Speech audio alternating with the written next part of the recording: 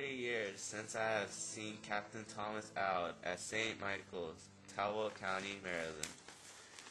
For people who don't remember or have read my story, my time at Al's housed some of my saddest experience as a slave.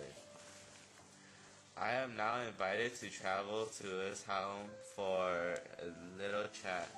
As unusual as that may seem, I truly wanted to meet my former master. Al has done some horrendous things to my body, mind, and soul.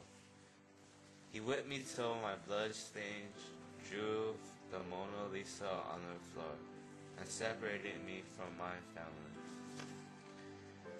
Times have changed after the Great Civil War. I'm a free man.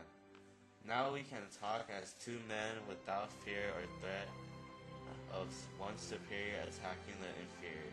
We are equal.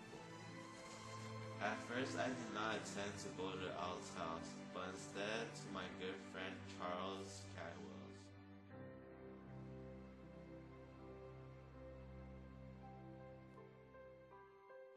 Until Mr. Greed, who was the caretaker of the now 80-year-old Captain Al, came as he was sent by Captain Al to invite me to his house.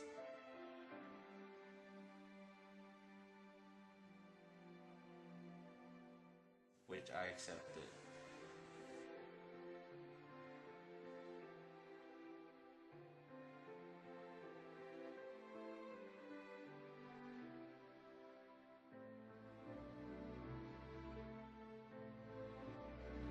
When we arrived, I was greeted by Captain Al's daughter, Miss Louisa Bruff, and her husband, Mr. William H. Bruff.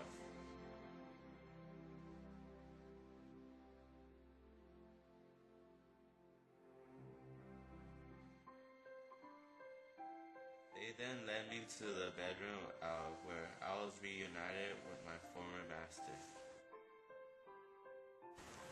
Captain Al. Upon hearing this, I was quick to correct him, breaking our formal nature. Not Marshall, but Frederick. We shook hands cordially, and doing so, a great surge of emotion ran through him. Having suffered from palsy, he shed tears from this rush, and though Al was broken by time and palsy, his mind was strong. I must ask, what did you think of my decision to escape slavery by running to the north? He hesitated.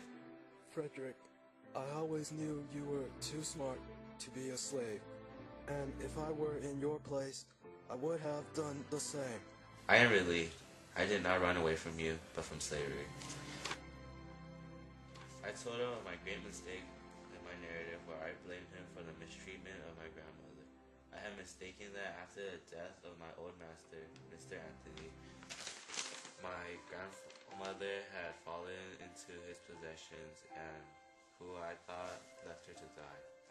But that had not been the case. That was a mistake. Never owned your grandmother, as she was given to my brother-in-law.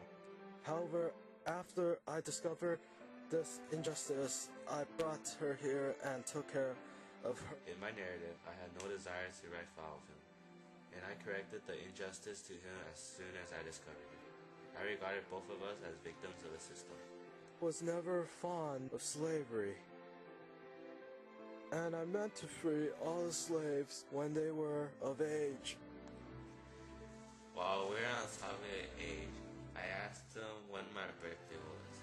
This piece of missing information had greatly been of serious trouble to me. I cannot tell you. But I do believe you were born February 1818. With this bit of information, I was content.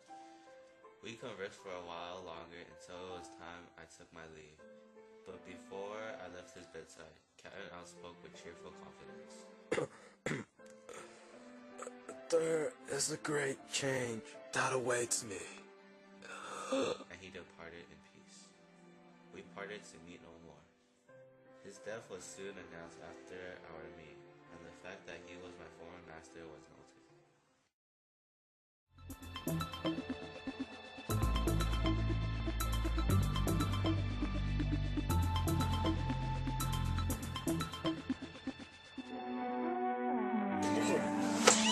Joey, like, hasn't talked with us.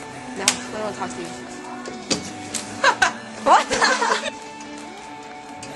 Yeah. Too cold? You talk about being too cold. It's like mud. It's a mess.